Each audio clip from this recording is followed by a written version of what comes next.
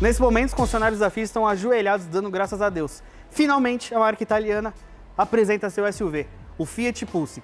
Sei que o visual não é grande novidade, já que a gente já viu esse carro, mas hoje vamos mostrar os detalhes que a gente não sabia até então do novo SUV. Não sei se por lado bom ou lado ruim, o Pulse acabou ficando conhecido como o SUV que foi apresentado no Big Brother. Então todo esse visual não é exatamente uma grande novidade para todo mundo nesse momento. O que a gente consegue reparar? Essa frente alta é uma ótima estratégia para designar o Pulse como um SUV. Capô alto, aquele capô que você vê quando você está dentro do carro. Uma coisa que a Fiat acabou até pegando um pouquinho do Jeep Renegade. Farol de LED, farol de neblina em LED, no caso dessa versão que é a topo de linha. Mas eu acho que o ponto mais esperado, não só para o Pulse, como para a linha Fiat toda, está aqui embaixo. Finalmente o motor 1.0, 3 cilindros turbo da família Firefly, aqui com até 130 cavalos ligado. Pela primeira vez dentro da Fiat é um câmbio automático CVT com simulação de 7 marchas. Eu vou falar um pouquinho quando a gente andar, mas por enquanto consigo dizer que ficou um conjunto bem legal.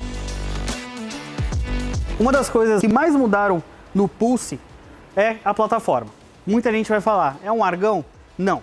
Na verdade, a plataforma é nova, muda aço, muda a área de impacto, muda bastante coisa. Dimensões mudam um pouco. A gente está falando de 11 centímetros no comprimento, 1 centímetro no entre-eixo.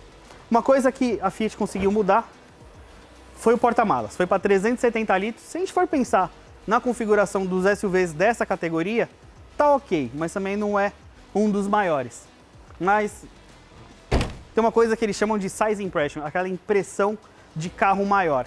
O Pulse, pessoalmente, as dimensões, ele não é um carro tão grande, mas toda essa parte de linha, principalmente a lanterna dividida em duas partes, um aerofólio, um carro largo com os apliques laterais, dão uma impressão visual diferente. Mas, no fundo, temos alguns componentes do Argo. Folha do teto, folha das portas. Mas, como a Fiat disse, esse carro aqui ele não é um filho do Argo. Na verdade, ele é o pai do próximo Argo para daqui 3 ou 4 anos.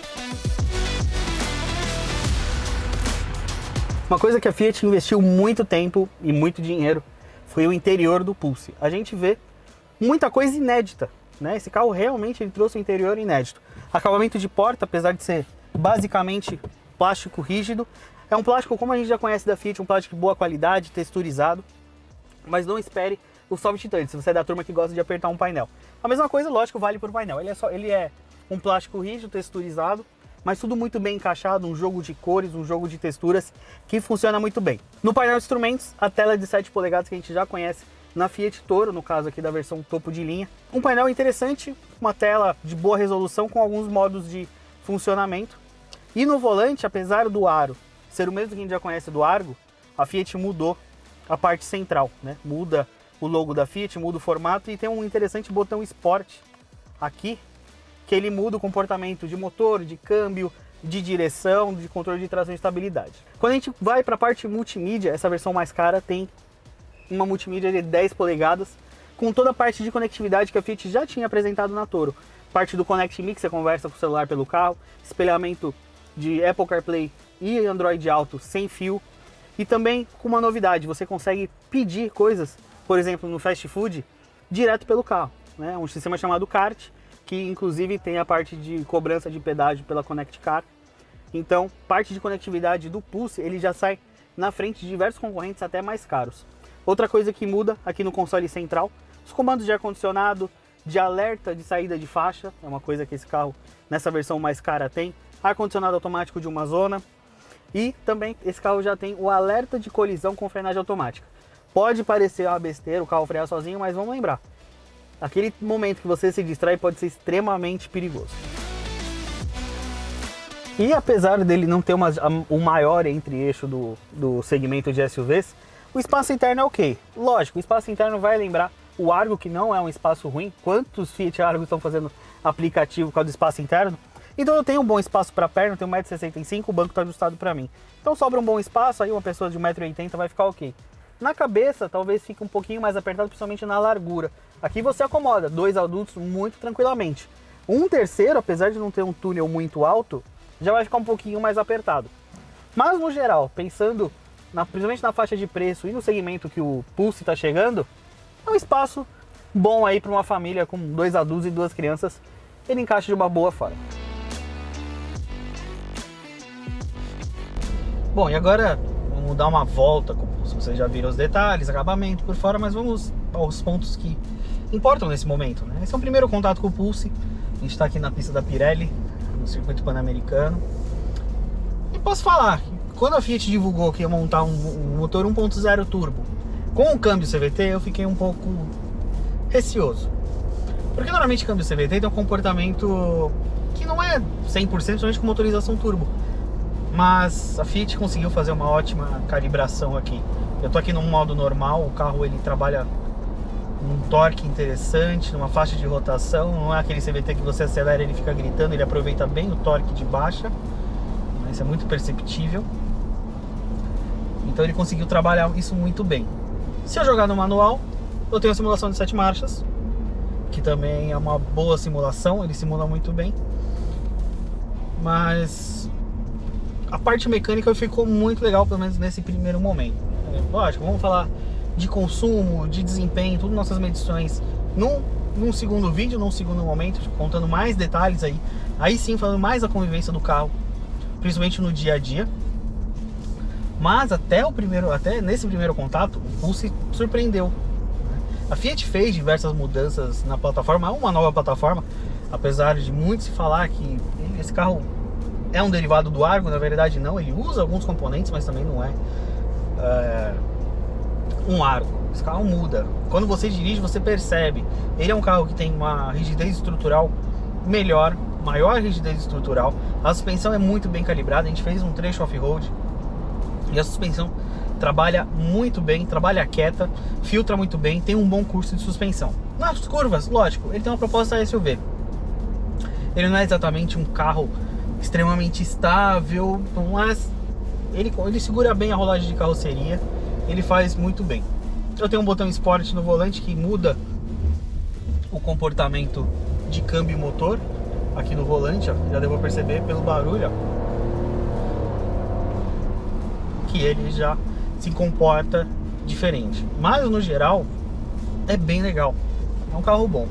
Mas ainda no vídeo eu vou falar os preços para vocês. Ele é uma boa opção, por exemplo, os SUVs mais tradicionais nas versões de entrada ou nas versões intermediárias, já que ele tem um pacote, principalmente a parte de segurança, bem evoluída. Parte de multimídia, parte de sistema de som desenvolvido pela própria Fiat com um alto-falante de boa qualidade. Tudo isso pode servir como um atrativo, né? Já que ele não tem o porte de um Renegade, por exemplo.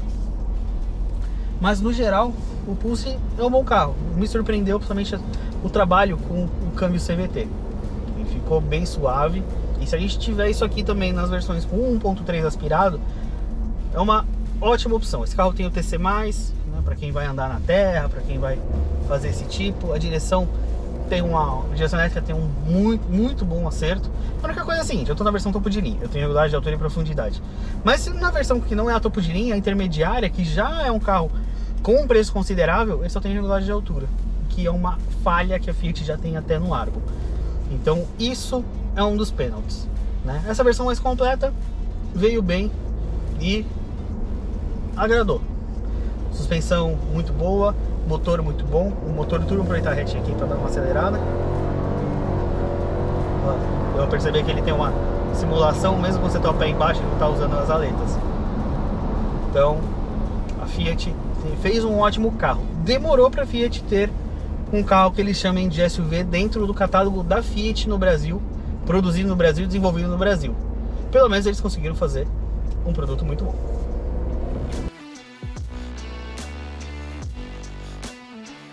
O Fiat Pulse será vendido em 5 opções, sendo 3 versões e 3 opções de motores.